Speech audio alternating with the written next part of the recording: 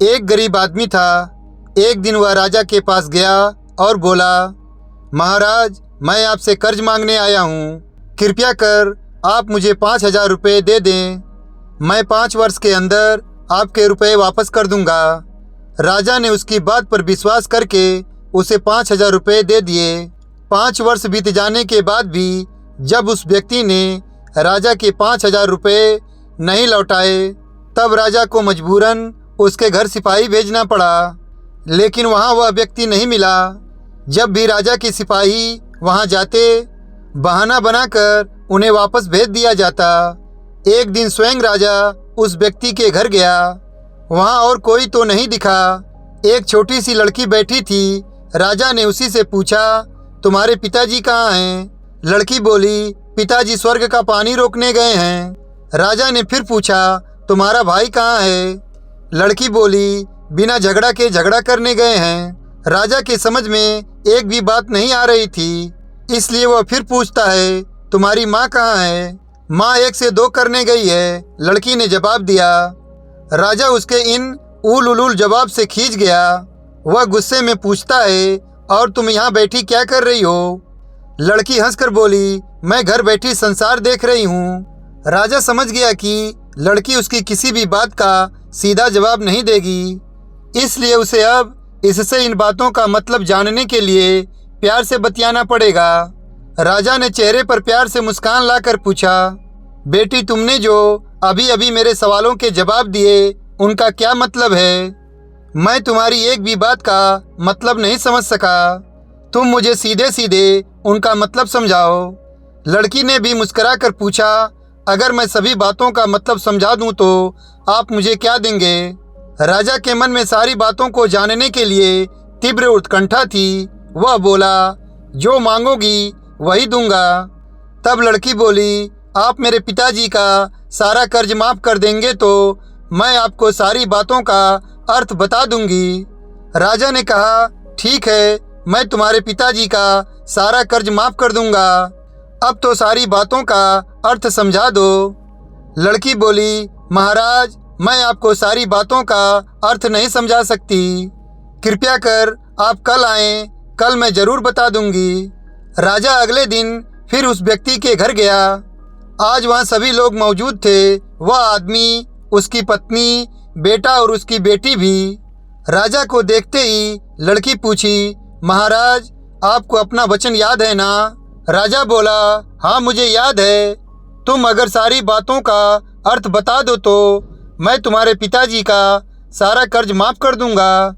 तब लड़की बोलती है, सबसे पहले मैंने यह कहा था कि पिताजी स्वर्ग का पानी रोकने गए हैं। इसका मतलब था कि वर्षा हो रही थी और हमारे घर की छत से पानी टपक रहा था।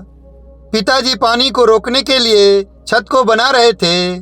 वर्षा का पानी तो आसमान से गिरता है और हम लोग तो यही मानते हैं कि आसमान में ही स्वर्ग है। बस पहली बात का अर्थ यही है।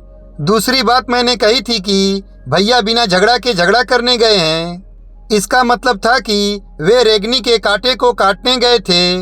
अगर कोई भी रेगनी के कांटे को काटेगा तो उसके शरीर में जहाँ तहाँ कांटा गड़ ही जाएगा, यानी झगड़ा नहीं करने पर भी झगड़ा होगा और शरीर पर खरोंचे आएंगी। राजा उसकी बातों से सहमत हो गया। वह मन ही मन उसकी चतुराई की प्रशंसा करने लगा। उसने उत्सुकता से पूछा, और तीसरी चौथी बात का मतलब बेटी? लड़की बोली, महाराज, मैंने तीसरी बात कही थी कि माँ 1 से 2 करने गई है। इसका मतलब था कि माँ अरहर दाल को पीसने यानी उसे 1 से 2 करने गई है। अगर साबुत दाल को पीसा जाए तो 1 दाना का 2 भाग हो जाता है, यानी यही था 1 का 2 करना। रही चौथी बात तो उस समय मैं भात बना रही थी और उसमें से 1 चावल निकाल कर देख रही थी कि भात पूरी तरह पका है कि नहीं। इसका मतलब है कि मैं 1 चावल देखकर ही जान जाती कि पूरा चावल पका है कि नहीं, अर्थात चावल के संसार को मैं घर बैठी देख रही थी। यह कहकर लड़की चुप हो गई। राजा सारी बातों का अर्थ जान चुका था। उसे लड़की की बुद्धिमानी भरी बातों से आश्चर्य में डाल दिया। फिर राजा ने कहा, बेटी, तुम तो बहुत चतुर हो, पर एक बात समझ में नहीं आई कि यह सारी बातें तो तुम मुझे कल भी बता सकती थी, फिर तुमने मुझे आज क्यों बुलाया? लड़की हंसकर बोली, मैं तो बता ही चुकी हूँ कि कल जब आप आए थे तो मैं भात बना रही थी। अगर मैं आपको अपनी बातों का मतलब समझाने लगती तो भात गीला हो जाता या जल जाता तो माँ मुझे ज़रूर पीटती, फिर घर में कल कोई भी नहीं था। अगर मैं इनको बताती कि आपने कर्ज माफ़ कर दिया है तो ये मेरी बातों का विश्वास नहीं करते। आज स्वयं आपके मुंह से सुनकर कि आपने कर्ज माफ़ कर दिया है, जहाँ इन्हें इसका विश्वास हो जाएगा वहीं खुशी भी होगी। राजा लड़की की बात सुनकर बहुत ही प्रसन्न हुआ। उसने अपने गले से मोतियों की माला निकालकर उसे देते हुए कहा, बेटी यह लो अपनी चतुराई का पुरस्कार। तुम्हारे पिताजी का कर्ज तो मैं माफ़ कर ही चुका हूँ। अब तुम्हें या तुम्हारे घर वालों को मुझसे बहाना नहीं बनाना पड़ेगा। अब तुम लोग निश्चिंत होकर रहो। अगर फिर कभी किसी चीज़ की ज़रूरत हो तो बेझिझक होकर मुझसे कहना। इतना कहकर राजा लड़की को आशीर्वाद देकर चला गया।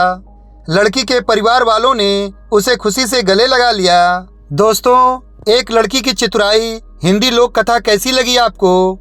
अगर कथा अच्छी लगी हो तो लाइक कीजिएगा, शेयर कीजिएगा, और अभी तक चैनल को सब्सक्राइब नहीं किया है तो चैनल को सब्सक्राइब कीजिएगा। और वीडियो देखने के लिए धन्यवाद।